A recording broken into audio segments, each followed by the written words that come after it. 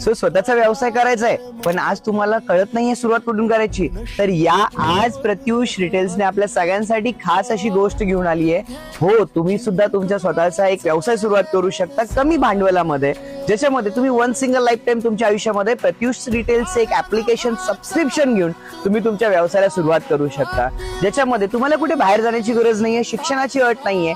तुम्ही तुमच्या घरातल्या प्रत्येक गोष्टी सांभाळून ह्या व्यवसायामध्ये तुम्ही यशस्वी होऊ शकता.